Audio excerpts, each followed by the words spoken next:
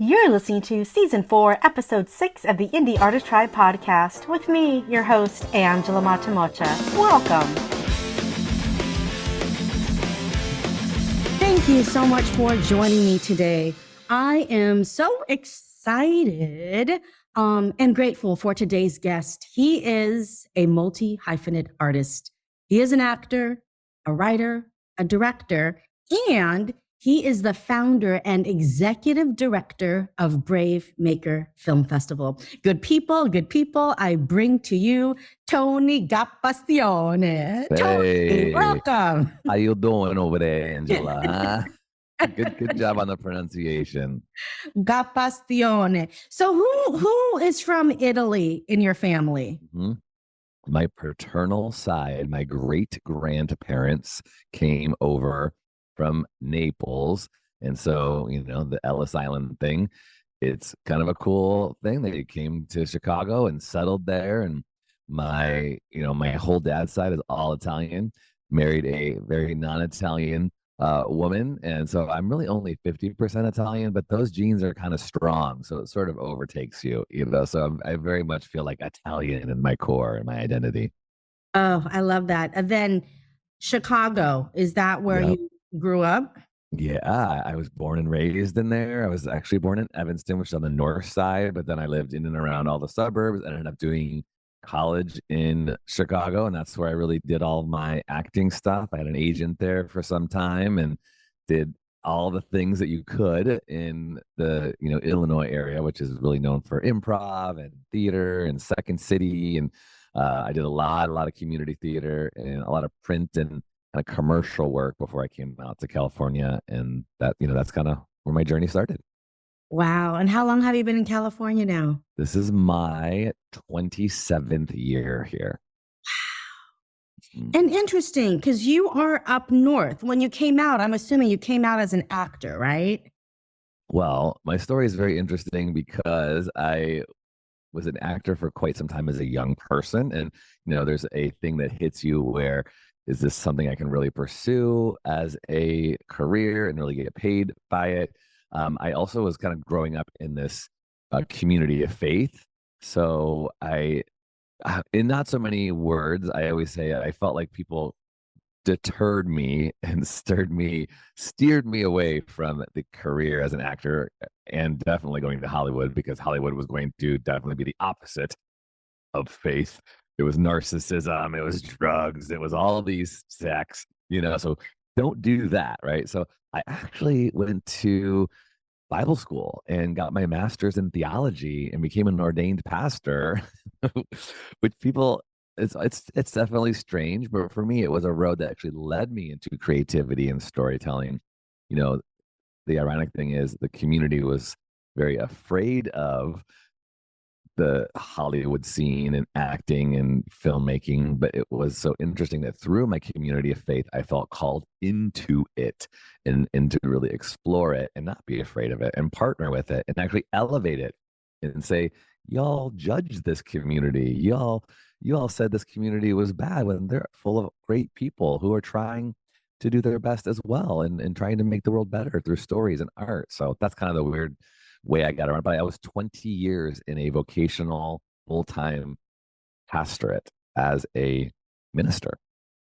That's incredible. And actually, doesn't completely surprise me just knowing your spirit and your energy. You're such a light. You exude such kindness and joy. And I imagine that comes from a spiritual base. Yeah. Thank you. I really do think so. I think I have experienced so much generosity, and I know people have different faith backgrounds, and I'm definitely welcoming of all. I've been touched by people who are of the Muslim faith and the Buddhist community, and I'm so in the Jewish, brethren is so wonderful. Mine happened to be in this kind of Protestant-based, Christianity, which has its critics and should, and I'm one of them. But I have found the love in the story of God's people and hope and prayer. And, the life of Jesus, the stories of Jesus have implemented me in great ways, and I've come a long way. I'm deconstructing all those things too, and how it really plays out into my life. But the the kindness I think and hope to exude really comes from, I think, how much grace I have felt from people, or from the divine, if you will. I felt Yes. embraced. I felt, I it sounds so woo woo, but I've had a lot of spiritual moments where I can't deny there's something bigger than me out there, and I want to connect with it, with that power and that love. And so I hope that it does exude onto me in a pastoral shepherding way, because that's how I felt I've been taken care of. Yeah, and it's not woo woo to me at all. It's very real Mm, to me. yeah. You feel it, you know it. It's not out there. It's here. Yeah, Hmm. right. It's Hmm. who Hmm. you are, who we are. I believe.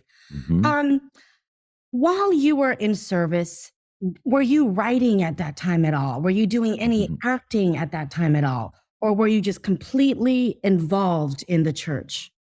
So I gravitated toward the arts in our faith community, even though I was going for this kind of pastoral preacher role, which I still am a part of a faith community. I speak and do regular Sunday gatherings with a church community.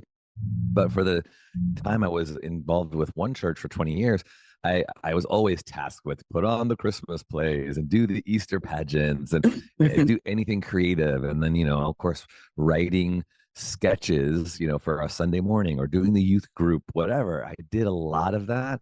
And the funny and cool thing for me is, when there was so much fear, again, put onto being in the industry. Again, this is where I go. I think the spirit and the divine called me into it from within the community that was trying to keep me out of it. So one day I remember doing this really silly, honestly, it was a mime. I think I might have had a white face on and white gloves and a tuxedo. I was doing some ridiculous kind of like Charlie Chaplin thing on a Sunday morning. And a woman came up to me afterwards and she said, do you act outside of here? I was like, well, not really. I would love to. And this is like late 90s. She's like, well, I'm a nanny for a child actor in San Francisco. She has a representative, and they were just kind of saying offhand if I knew any adult actors. They're trying to build their adults. They represent mostly kids. I was like, well, okay, interesting. So she gives me the contact. I have make a landline phone call, and they say send in some photos, like literally in an envelope, seal it. And so I sent some photos off. And then a week later, they called me and said, hey, we'd love to meet you. And then I got an agent in San Francisco. And honestly, I felt like I kind of had to hide it, from the church. It was like, because Ah, what if they knew I was pursuing this? mm. It felt very like, that's kind of selfish. Like, oh, you want to be a showy kind of person. You want to be a performer outside of the church. So I kind of hid it for a while, and I got some small little gigs. And back then you could hide it because there was no social media. No one was posting things.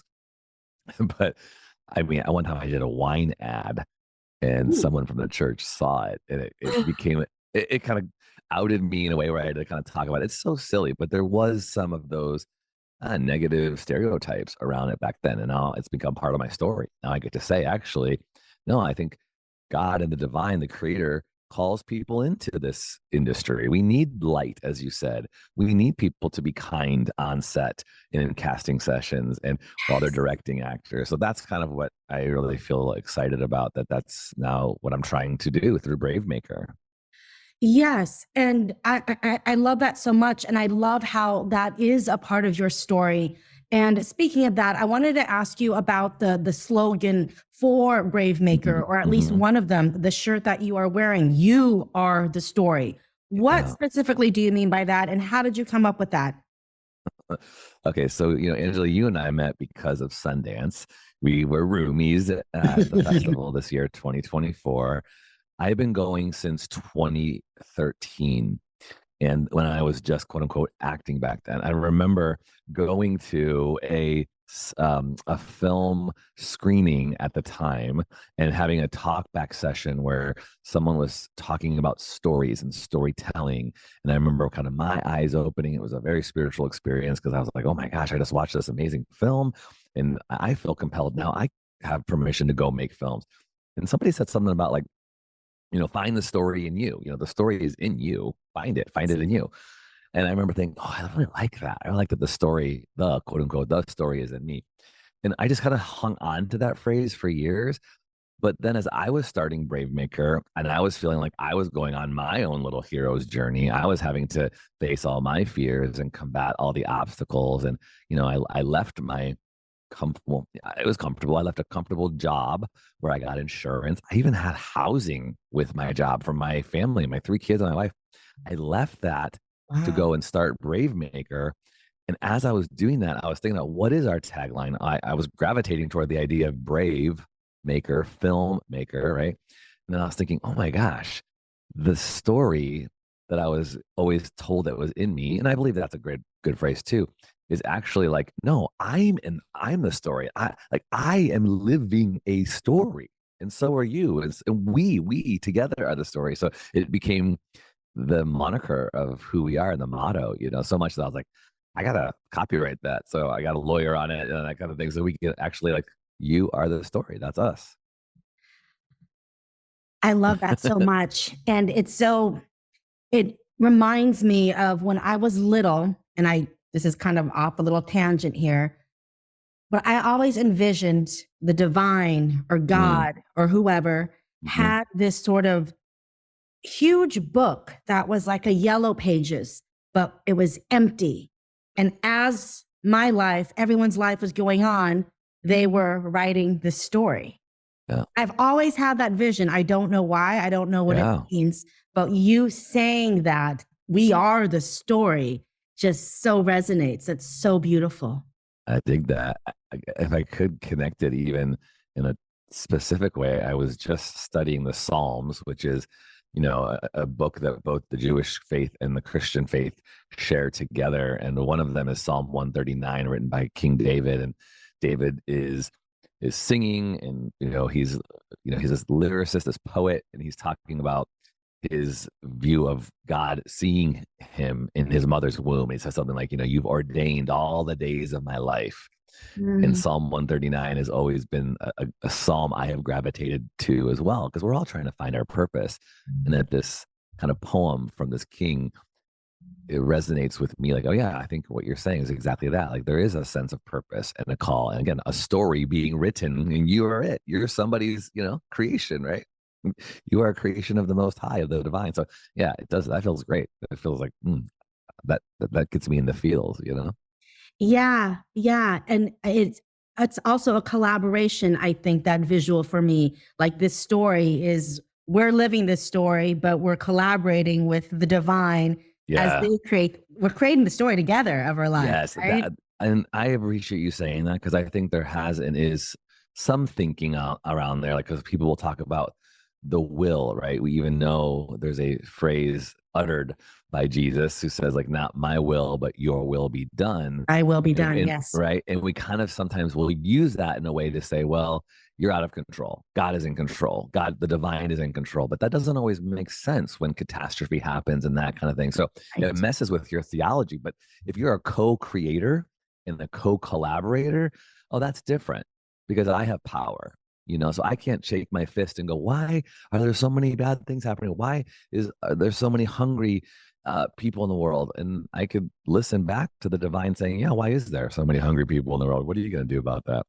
Why is there so many hurting people in the world? Make something and put it out into the world so it's better. So I kind of like that idea of partnership with the divine. Putting something out into the world to make it better, that is better, kind of makes me think of some of your work.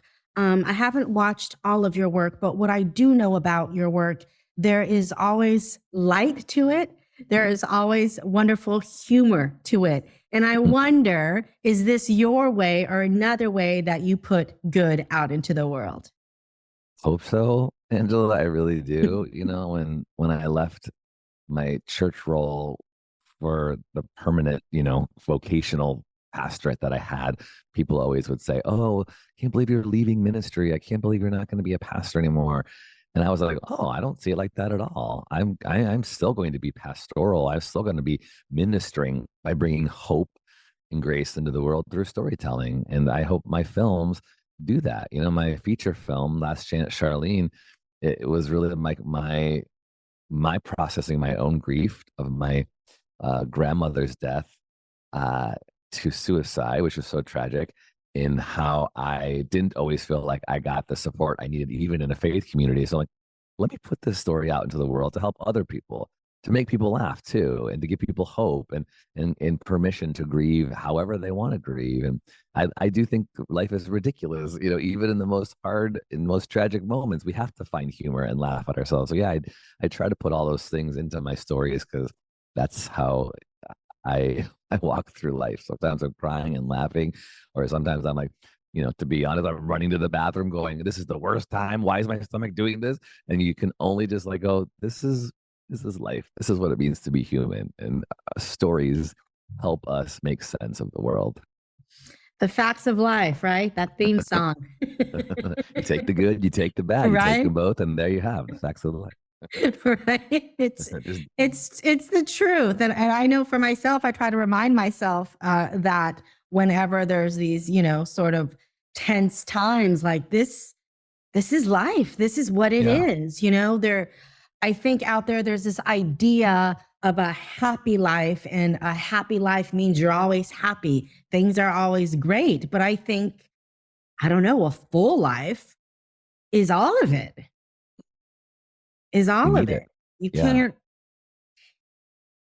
when we watch yeah, movies, when we watch television, the things that we are pulled towards are these stories that have both, right? That yeah. are tension, that have hope, that have fear, horror films. It's Mm, all these things. It's all these things. Let me ask you about the word brave. Obviously, filmmaking, creating, I think you have to be brave yeah, to do yeah. it, right? Yep, yep. Yeah, I love that word. I gravitate toward that word because when I'm most transparent and authentic, I am a scared person. I have so many insecurities. I doubt myself all the time. I can I'm an actor. So I can perform and put on a good face. And sometimes, that fake it till you make it, there is some truth in, like, or I like someone else said something about not fake it till you make it, but just make it as you figure it out. You don't have to fake it. You're just like making it. I don't know. I'm trying things. I'm bravely walking into this, whatever this, I started this nonprofit. I'm walking onto the feature film set for my first time ever. I've never done whatever. It's like you have to move forward and make it and figure it out as you do. But if I'm honest, it's like I am constantly debating my worth in my head. I'm constantly trying to fight off negativity, self-hatred, whether it's like of my talents, of my looks, of my age, of my comparison, of my parenting, my it's like there's so many things, and I'm in therapy. So the word brave, I love it because you can't be brave unless you acknowledge your fears. You can't be brave unless you push through the obstacles. And I think that's what it requires to be a creator, because there's so much conflict and tension. And we can absorb that and use it in really good ways to create something beautiful. And I think I'm more drawn to the stories. We all know story structure. You can't have a good story without conflict. You Yeah. can't have, something that's interesting and meaningful without an inciting incident that breaks the normal, ordinary world. And so I think that word brave has been a kind of brand and a mark on me as a person and as a filmmaker. Let's talk about the word brave and your first time on set. I especially am focusing towards, or two, first time filmmakers, first time directors that have never directed anything, Mm-hmm. want to direct something, Mm-hmm. but have all these things you just talked about, the self-doubt, the questioning, am I talented? Can I do this? Who am I to do this? Yada, yada, yada. What was that like for you on your first feature film? How did you step into that? And so many elements to that, so I can riff off a couple of things. But one, I started, so it's called Last Chance Charlene. I had a couple feature films I wrote before this one. So you never know like which one's actually going to go, right? So it's kind of funny to think like, oh, the film that I made for my first was not the one I intended or thought. It was really weird. And of course, I also did it during pandemic. So there's a whole other slew of factors. But one thing was I we had 13 and a half days. I started production without having, gosh, we only had like 30% of our funding. And I had to kind of start going, because if we don't start this, we're never going to do it. We're never going to do it. And thankfully, part of the bravery was finding the right collaborators, people who are willing to go, let's stack hands, let's work together. We have enough money to pay people something, not a lot. I mean, again, transparently, I think it was like the SAG ultra low budget minimum was 210 a day. We did kind of like an all favored nations thing, which means everybody, whether you're a cast or crew, got paid the same exact amount of money. So if you were the DP or you're the lead actor, you got paid the same amount. And we knew we could do as much as we could with the money that we had, and it would be something, but it wouldn't be nearly enough to finish it. So we started, and I think that engaged other people looking in and seeing, oh, you're actually making something. You're putting your money where your mouth is in a way, right? And so on day 3 or 4, a friend of mine from college reached out and said, oh, I want to help. And we weren't looking for investors because we did everything through the nonprofit of BraveMaker. But my friend Kara basically did 60% of the funding as a donation. So it was awesome. Yeah, it was still micro low budget. And I'll just be again honest. Like, it was $80,000 for my first feature.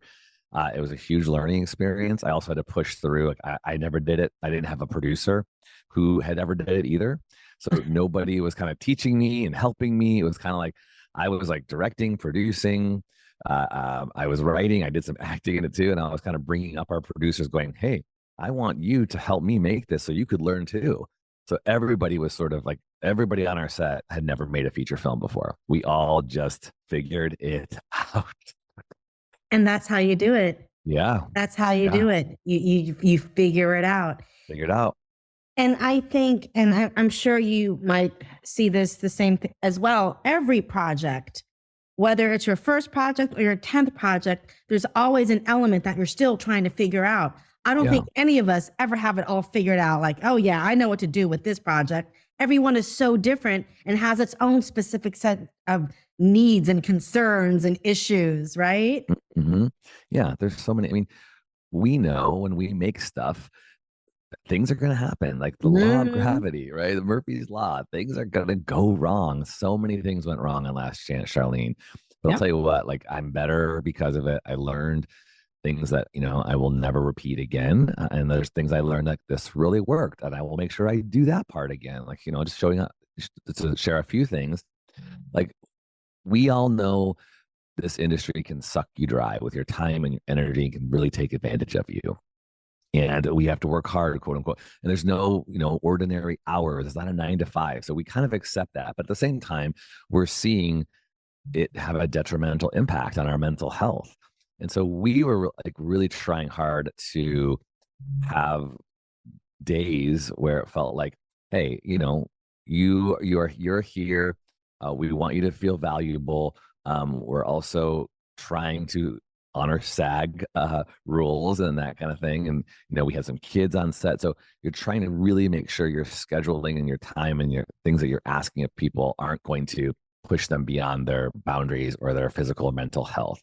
But out of 13 and a half days, most of our days were 12, 10, and one was 8 hours. Wow. But there was one day where we had just everything go wrong. We were pushing time because of a venue we were losing, and we had to do a 14-hour day on one day. And that was really tough on the crew. And I had some feedback that was like, hey, we can't ever do that again. I'm like, I didn't want to do it. And I don't know, like, going back, what should I have done? Well, we should have just stopped, and we should have just refigured it out. But at that point, I didn't know how we were going to refigure it out because we had such a tight schedule and not enough money. So moving forward, I'm trying to schedule things like, let's do a 10-hour day. And then if it goes to 12, then okay. But don't schedule 12-hour days. No. Because 12-hour days can go to 14, So that's kind of how I'm trying to look at things now, is 10-hour work days. And if we have to go to 12, then it happens. And you're used to 12-hour days,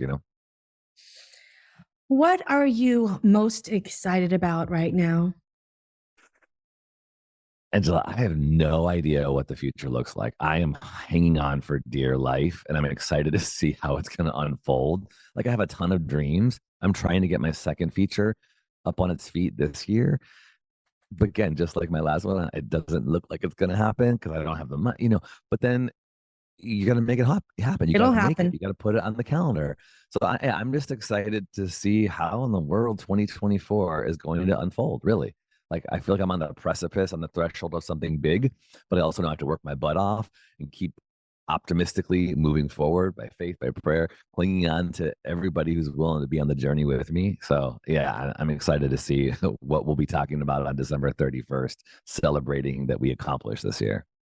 I love that answer. I love that answer of you not knowing and you being okay with not knowing and trusting. Trusting. So there's a lot of faith here, right? And I think we as artists, and that's one of the hardest things, as you know, is to lean into that faith, lean into that trust, and be okay with not knowing, because so much of what we do is out of our hands. Yep. Yep. So much.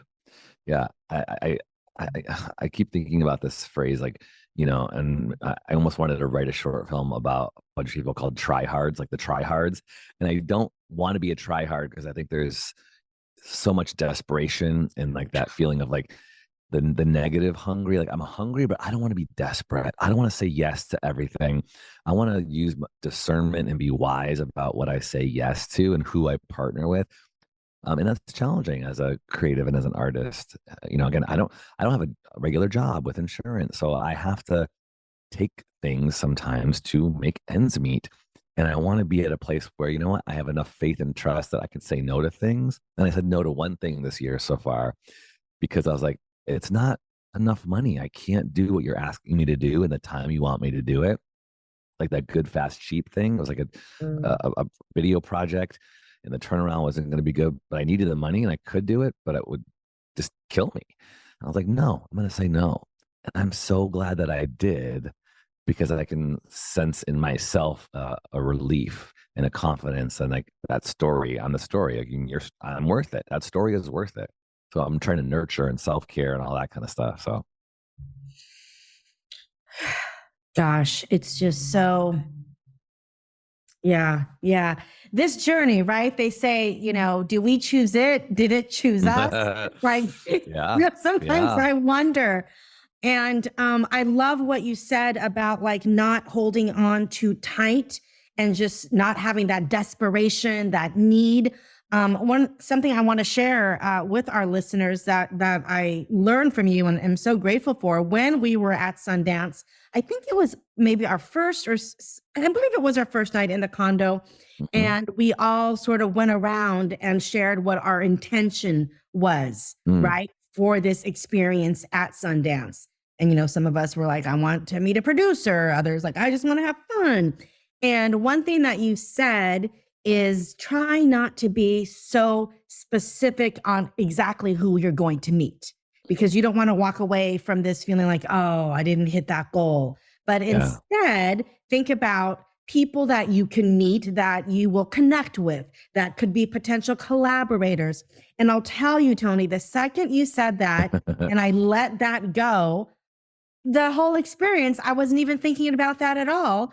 And then kind of find out, long story short, and I'll tell you the details later, we do have a producer now on board. Yeah. In a roundabout way, by letting that go and just enjoying the films, enjoying the experience, meeting the people. It's just such a powerful thing to do, but also very difficult to have that trust and faith of just letting go of expectations, right? Yeah. We could be so hard on ourselves and we can raise the bar so high that we can't achieve it. We can't reach it.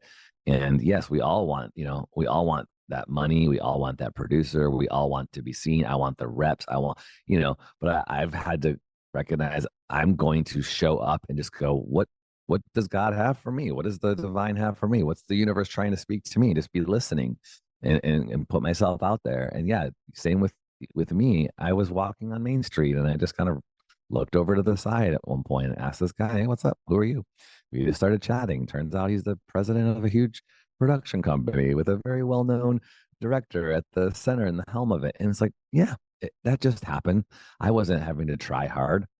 It was like a simple human connection. Same thing with like your friend, your nephew's friend who came to our condo party. Like you just never know. You never know. It's all about just being human. It really is. And I find the hustle or trying so hard sort of squeezes out the moment to moment of just life and just enjoying the process, as Yeah. opposed to like, no, I'm gonna enjoy once this happens or once I get this thing, then I'll Yeah. enjoy. But it's like it's a whole journey that Yeah. we have to enjoy, right? Yeah. You know that phrase living the dream, and people will say it kind of half jokingly, but I have gravitated toward that because I think I used to think, oh, living the dream was going to be having my own show, having a, We're living the dream right now. that's right. It's not getting a star on Hollywood Boulevard. By the way, those stars cost $75,000, I heard. You have to actually pay for your star. But living the dream is like recognizing, are you doing what you love now? Yes. Are you writing? Are you directing? Are you acting? Are you in an acting class? I mean, you are living your dream now. So own that and say that and live that. That's been really helpful for me. I'm like, yeah, I'm living my dream. It's a lot of work to live the dream, but I'm living it. I really am. I love that. And I agree with you 110%. This is the dream. This is Yep. it, right? Yep. Yep. This is what our life is. We're That's out right. about, we're meeting people, we're creating, meeting with other creators. I mean, what could be more fantastic? And look at you starting a podcast. I mean, you got all these things too. You got your feature films. Yeah, you are making it. And there's so many people who don't because of the fear, because like the censoring that they put on themselves. It's really easy to talk about it. But if you want to live this dream, you got to work at it. And yeah, being at a place where you have your hands open and going, okay, I'm looking for help. I'm not trying to beg for handouts and stuff like that. I don't need to be desperate, but I just like looking around, who's here. And sometimes we think it's going to be who is at the top of the ladder that's going to help me and lift me up. But sometimes it's the person underneath or at the side who partners with you and who lifts you up. And I'll say one more thing is there's times when I have felt being kind or being, friendly and warm has been looked down upon in the industry because people want the power players and they want people who kick butt and take names. And sure, there's places and people who thrive in that. Like that's not me. And that doesn't have to be you either. I think there is something rare that makes people stick out and or notice you. You stick out as the kind person in this industry. Yeah, you got to be talented and creative, but I'll work with somebody who's a warm and friendly and easy to get along with person above someone who's super uber talented and a jerk, you know? So that's something I have found along the way that has been like this diamond in the rough in this industry is I want to work with kind, good people. And there's a lot out there. So if you're ever feeling like, am I too kind? Am I a doormat? Well, obviously don't be a doormat, but you're never going to lose if you're a kind person. I just don't think you will. No, and I honestly believe that the people at the top, a lot of the directors at the top, producers, what have you, are really kind, nice people. You kind of have to be if you want to get things done. No one wants to work with a jerk. Yeah. Yes, there are jerks out there for sure, but in my experience, bigger quote unquote the person, often the kinder they actually are because they get it. They get it. This is a people business, or it's all people. You can't get too far being a jerk. Totally. Yeah. And those that do, good luck and enjoy and whatever. Yeah, they'll be exposed. They normally do. We're seeing more of it happen, right? You sure are. The stories are coming out. It's like, yeah, if you got that sordid history, just watch out because it'll come and nip you in the butt. I want to ask you about sort of on the same line of like, being a nice person, being brave, putting your projects out into the world. As you run BraveMaker and you receive submissions from accomplished filmmakers, new filmmakers, baby filmmakers, and you yourself, as a filmmaker, you know how hard it is. What is that screening process for you like? When you see a film, I'm like, don't love it, but can you speak to that? Yeah, thank you for bringing this up. This is a I think, an important conversation. So, I'm a filmmaker and a film fest curator and creator and programmer. So I have these kind of two sides of my story that I really love. And a lot of our film and our programming team are makers too. So those of you who are out there submitting to film festivals, you've got your portal on Film Freeway. You have your page, and you put your stills and your poster and your director's statement and all the different things. Like, really make sure you do that well. Take pride in that. Like, what is your film about? What did you love making it? Or why did you love making it? What are you trying to say? Like, those things are really important. I read all of those because I know that when I put my film out there, I hope someone is reading those too and knows why we made the film and why it would be a good fit for that film festival. But on the rating and kind of discernment process, our goal is that every single film gets watched at least 3 times. So we have about 12 people that are watching films. And for BraveMaker, just like any festival, there's going to be, some values that the film festival is going to elevate. They're looking for certain things. Obviously, if you have a horror film, you want to look at like what is it, Fantastic Fest, or you want to look for those midnight type film festivals. Like, make sure you're spending the right money on a film festival that's going to be good for your film. First of all, make sure that's going to happen, because we want to root for you. We want you to be something we can put out for our audiences. But our jury has 10 different elements that they rate a film for, and a few of those are obviously like, is there a voice? Is there a clear voice from this director? Is it a brave story? We want brave storytellers, and that could mean it's dealing with something like mental health, equity, justice, diversity. Brave could also be, it's a first-time filmmaker who made a film happen, or an underrepresented filmmaker. Like, all of those things are really important to us. And the jury's also looking at production quality. Like, we have our rating on what does it sound like, and there are a lot of films that maybe just have not invested into good sound recording and mixing or design, and that might get you a 4 or a 5, and that could bring the rating down overall. We also looking at like dialogue and in the writing. Did these characters seem real? You can sometimes see new filmmakers. That's okay. You're learning. They're overwritten. My very first film, I did it with Loretta Devine, by the way, and it was amazing. She said yes to me for my very first short film. Right? She did 3 projects with me. She's awesome. But there was one. You like her? I love her. She's Wow. great. I have a great connection with her. So if you ever have a role, let's talk. But I remember I put one line in her mouth, and she said it great. And as I look back, I'm like, oh, I kind of overwrote that line a little bit, and that's okay, because I've learned now. But when we're rating those films, all that stuff comes into play. Now, we look for, at the end of the day, about 60 films for our 4-day film festival, about 10 to 12 features and the rest shorts. We're looking to program films that have been rated 7 or above. So that's kind of what we do, is all the films come in, and then we look at which ones got 7, and then we take all the 7s and we start to rate, and then we deliberate and we debate and we fight and program, like, which one should be our opening night, et cetera, et cetera, et cetera. Where I am now is there are some, because I'm a filmmaker too, I'm trying to get to a place of, like, I have a couple times done this. I don't have the time to do it for everybody, but I see a film, I'm like, oh, this person's getting there. They're getting there. They're learning.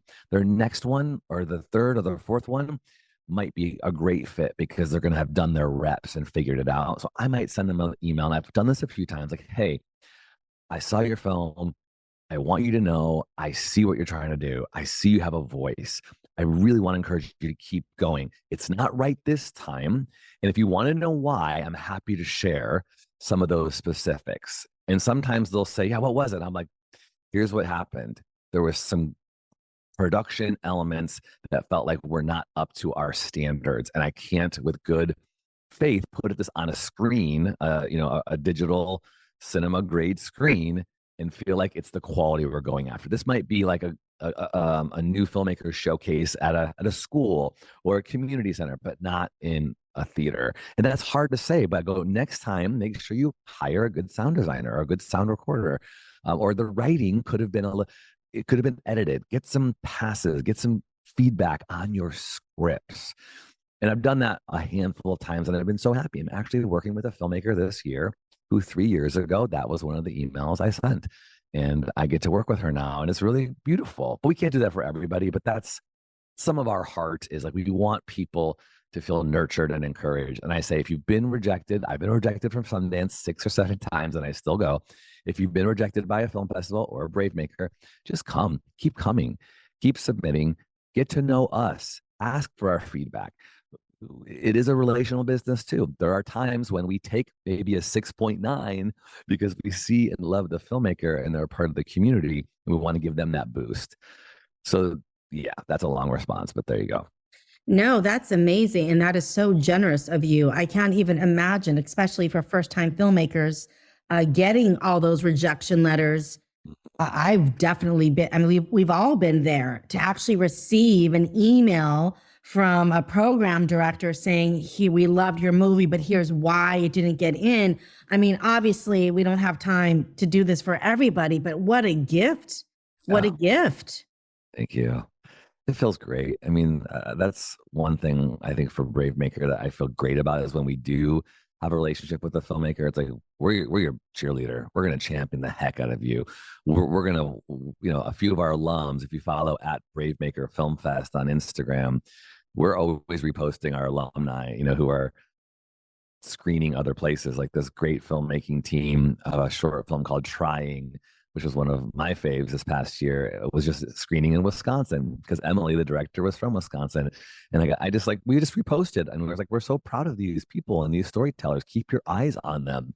That's the kind of relationship we want to do. And I see Sundance do that too. So I learn from the best, You really do. So BraveMaker is a 4-day festival, and it happens in July. Is that correct? Yeah, the second week of July, basically the week after Independence Day, Thursday to Sunday. By the time this recording comes out, it'll probably be closer to the end of February. If folks want to submit, what is the deadline? Is there a note they should write to you in the cover letter?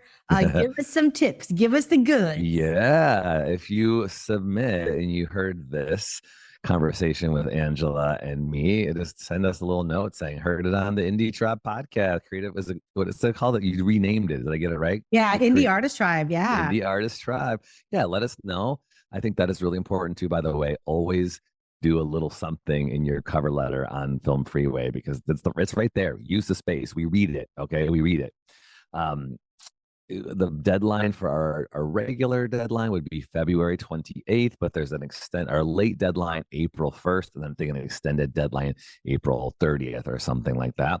Okay. 4 days, July 11th through the 14th. We're in Redwood City, California, which is 30 miles south of San Francisco.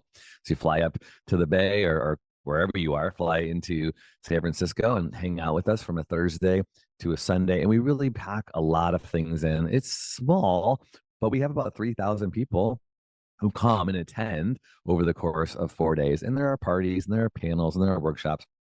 And we really give the filmmakers, a lot of attention and a lot of love, trying to give you some press. We do lunches and try to get the filmmakers sitting around tables, just talking to each other. And here's one of my favorite things, although a lot of people are trying to change my mind on it, but I'm being stubborn. We don't do awards. I feel like there's enough love to just get into a film festival that we don't want any more pressure on you to go, no, I gotta win, I gotta get nominated. And I have been to so many festivals, good ones, where I've been nominated for best this, best that, and that feels great. But then I leave the fest going, oh, I didn't win, and then I feel deflated. I'm like, no, why am I focused on these awards? We love awards. We love the Oscars and the Emmys, and those are great things. But I think an artist needs to just accept that I made a thing, and let me enjoy the thing, and let me enjoy sharing the thing and being with other people who make things and not have any kind of awards pressure. So we don't do awards yet. I love that. The win is screening your film at a festival. That's the win. You won. You won the fest. You're in the fest. Yes, totally. You're screening your film with a live audience. What could be better? Yeah. Oh my gosh. Tony, I can obviously talk to you all day. Thank you for having me. Oh my gosh. I just want to take a moment to just acknowledge you. First of all, for all the wonderful work that you do with the BraveMaker and being so conscious and aware of diversity, inequity, all of these things that you really stand for. I'm just so grateful for that. And thank you so much for doing that. And second, I just want to acknowledge you and thank you for being such a light, such a beneficial presence on this planet. I truly think you are, and I'm so grateful our paths have crossed. And thank you so much, Angela. Thank you. And we crossed through an email. We met on an email. We got on a Zoom. We became condo roomies, and I'm sure we're going to keep connected. Yeah. So thank you for having me, and thanks for what you do. And I'm inspired by your light and your storytelling. You punk kid, you. So exciting to see the things that you're doing. And yeah, now it's like we're connected, you know. So thank you for spotlighting BraveMaker. And I'll just throw it out there. I'd like to be you asked me, by the way, in Park City, you said, "Hey, do you have a word for the season?" And at that time, I did not. If you remember, also I didn't I had low expectations for the festival, right? But I went away from Sundance with a word, and the word is generate, which I want to be. It's like a generous creator. I want to be generous, and I want to be a creator. I want to generate positive energy, hope, and love and grace. That's my word. It's just generate. So if I can do that for anybody through the social medias, I'm happy to do it. Please reach out to me. I'm Tony Gapastione or BraveMaker.org on all the places, TikTok and Insta and Twitter and blah, blah, blah. I'm pretty accessible. You know, if you just have a question, sometimes people will say, how do I break into the industry? And I was like, well, I have 225 podcasts through the BraveMaker podcast that I could send to you as well. We're on YouTube every single week doing just like what you're doing here. So we're trying to put, like you, helpful, educational, entertaining things out into the world. But if you want to DM me, I will definitely try to respond. Thank you so much. You got it. Thank you. And thank you, Indie Artist Tribe, for joining us today. Until next time, bye.